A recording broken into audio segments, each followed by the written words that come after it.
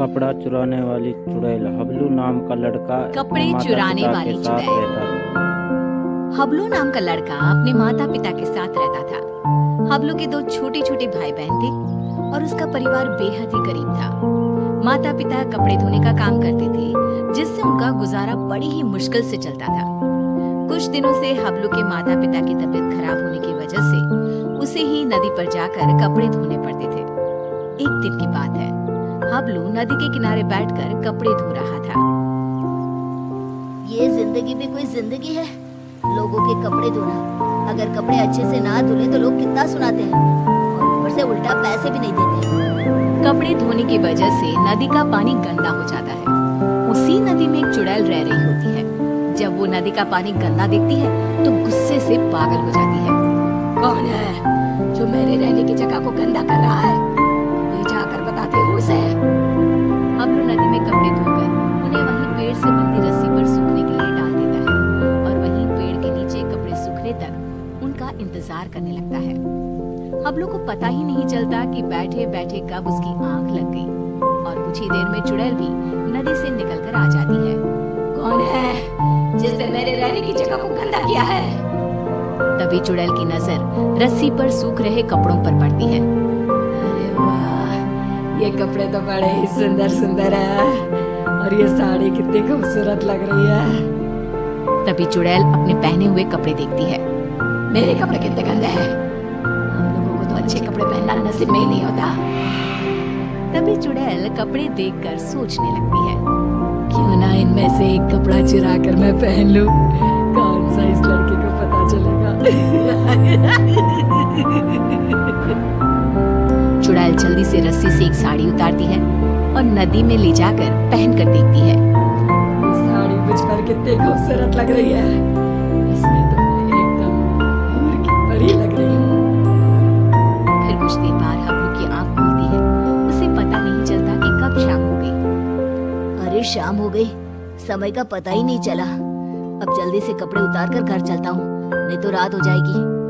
हबलू रस्सी से कपड़े उतार कर घर चला जाता है और घर जाकर कपड़ों की गिनती करके उन्हें एक गठरी में बांधने लगता है। 1 2 3 और ये 5 और ये 9, ये कैसे हो सकता है? मैंने तो 10 जोड़े कपड़े धोए थे, इनमें तो एक कम है। दोबारा गिनता हूँ, कहीं मुझसे कपड़े गिनने में भूल ना हो गई हो। हबलू एक एक करके दोबारा कपड़े गिनने लगता है, पर इस बार भी कपड़े 10 जोड़े की जगह 9 जोड़े थे। कपड़े कम होने की वजह से वो परेशान था। ये सब सोचते सोचते उसे कब नींद आ जाती है पता ही नहीं चलता। अगली सुबह हबलू फिर से कपड़े लेकर नदी पर धोने के लिए चला जाता है और जैसे ही वो कपड़े धोने लगता है, नदी का पानी कपड़े धोने की वजह से फिर से गंदा होता है। ये देखकर नदी में रह रही चुड़ैल आग बबूला हो जाती है। ये लोग मुझे चैन से रहने भी नहीं देते। आज फिर ये लड़का कपड़े धोकर मेरी रहने की जगह गंदा कर रहा है। आज मैं ऐसा सबक सिखाऊंगी कि ये कपड़े यहाँ धोना ही भूल जाएगा। हबलू के कपड़े धोने के बाद वो उन्हें पेड़ से बंधी रस्सी पर सूखने के लिए डाल देता है। जब तक ये कपड़े सूख रहे हैं, मैं यहीं पेड़ के नीचे कुछ देर आराम कर लेता हूँ। हबलू वहीं पेड़ के नीचे एक कपड़ा बिछाकर लेट जाता है। ठंडी ठंडी हवा चल रही थी तो लेटते ही उसे नींद आ जाती है और पता ही नहीं चलता कि कब उसकी आंख लग जाती है। कुछ देर बाद चुड़ैल भी नदी से निकलकर बाहर आ जाती है। आज मैं उसे छोड़ूंगी नहीं, मेरे रहने की जगह गंदी करके खुद चैन की नींद सो रहा है। आज तो मैं उसे मार ही डालूंगी। चुड़ैल हबलू को मारने के लिए आगे बढ़ती है तो रस्सी पर सूख रहे कपड़े देखकर रुक जाती है। अरे वाह, आज भी सुंदर सुंदर कपड़े सूख रहे हैं। चुड़ैल रस्सी से एक अच्छी सी साड़ी उतारती है, नदी में ले जाती है और पहनकर देखने लगती है। ये साड़ी तो मुझ पर कल से भी ज्यादा सुंदर लग रही है। वो चुड़ैल साड़ी पहनकर नाचने लगती है। मेरा पिया घर आया और राम जी, मेरा पिया घर आया और राम जी। अब तो जब भी कपड़े धोकर सुखाया करेगा, मैं चुपके से जाकर उसके कपड़े चुरा लिया करूंगी और पहन लूंगी।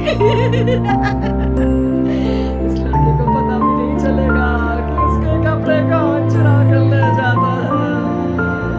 और अगले दिन नदी का गंदा पानी देखकर चुड़ैल फिर से बाहर आती है और फिर से देखती है, ये लड़का आज भी कपड़े सुखाकर सो रहा है।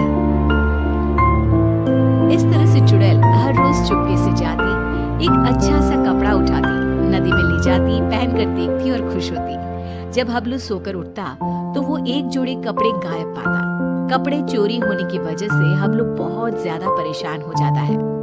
समझ में नहीं आ रहा कि मेरे कपड़े कौन चुरा कर ले जाता है। अगले दिन हमेशा की तरह वो कपड़े धोता है और उन्हें पेड़ से बंधी रस्सी पर सूखने के लिए डाल देता है और पेड़ के नीचे कपड़ा बिछाकर लेट जाता है। सोचने लगता है कि आखिर कौन है जो मेरे कपड़े चुरा रहा है और मुझे पता भी नहीं चलता। ये सब सोचते हुए हबलू को नींद आ जाती है। गंदा पानी देखकर चुड़ैल बाहर आती है और ध्यान से सभी कपड़ों को देखने लगती है। तभी उसे एक लाल रंग का सुंदर सा लहंगा पसंद आता है और वो उसे अपने ऊपर लगाकर देखने लगती है। ये लहंगा तो बहुत ही सुंदर है, इसे पहनकर तो मैं रानी लगूंगी, रानी। इस लहंगे को पहनकर अपनी चुड़ैल सहेलियों को जाकर दिखाऊंगी। जब वो मुझे इस लाल लहंगे में देखेंगी तो मुझसे जल बुझ जाएंगी।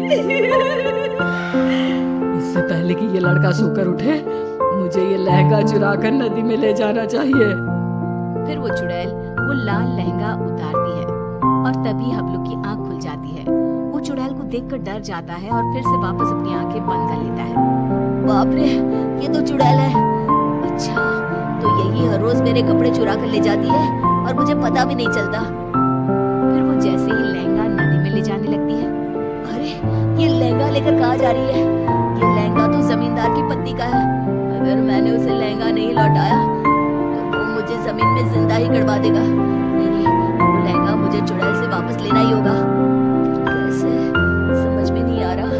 वो लहंगा मैं चुड़ैल से लूं तो कैसे लूं? हबलू बाकी के कपड़े उठाकर घर ले जाता है और रात को लेटा हुआ चुड़ैल से पीछा छुड़ाने की सोचता रहता है। तभी उसके दिमाग में एक तरकीब आती है। हाँ, ये ठीक रहेगा। इससे चुड़ैल कपड़े भी नहीं चुराएगी और हमेशा के लिए वहां से चली भी जाएगी। फिर जैसे ही सुबह होती है, हबलू हमेशा की तरह कपड़े धोकर रस्सी पर सूखने के लिए डाल देता है और पेड़ के नीचे जाकर सोने का नाटक करने लगता है। लगता है आज फिर इस लड़के ने कपड़े धोए हैं। चुड़ैल नदी से निकलकर बाहर आती है तो देखती है कि रस्सी पर केवल आज दुपट्टे ही दुपट्टे सूख रहे हैं। ये क्या, आज सिर्फ दुपट्टा? कोई बात नहीं, आज मैं इसे ही ओढ़ लेती हूँ। जैसे ही चुड़ैल रस्सी से दुपट्टा उतार कर उड़ती है, उसके पूरे शरीर पर खुजली होने लगती है। अरे ये मुझे खुजली क्यों हो रही है? अरे कोई तो कुछ तो करो। हबलू आंखें बंद करके सब कुछ देख रहा होता है। अब आएगा मजा। बड़ा रोज कपड़े चोरी करके पहनती थी, अब पहन कर देख कपड़े। आज इस चुड़ैल को पता चलेगा कपड़े चोरी करके पहनने का नतीजा। आज के बाद ये कपड़े चोरी करना भूल जाएगी और फिर कभी जिंदगी में किसी के कपड़े नहीं चुराएगी। चुड़ैल इधर उधर भागने लगती है। खुजली, खुजली, अरे बचाओ, मेरे शरीर पर खुजली हो रही है। अरे मर गई मैं। अरे कोई तो मुझे बचाओ, मुझे नहीं पहनना ये दुपट्टा। अरे इससे तो मेरे शरीर पे खुजली होने लगी है। अरे मुझे नहीं चाहिए इस लड़की के कपड़े। और चुड़ैल नदी में जाती है और सारे कपड़े लाकर वहीं डालकर भाग जाती है। और फिर वो हबलू तो क्या, किसी और को भी कभी परेशान नहीं करती।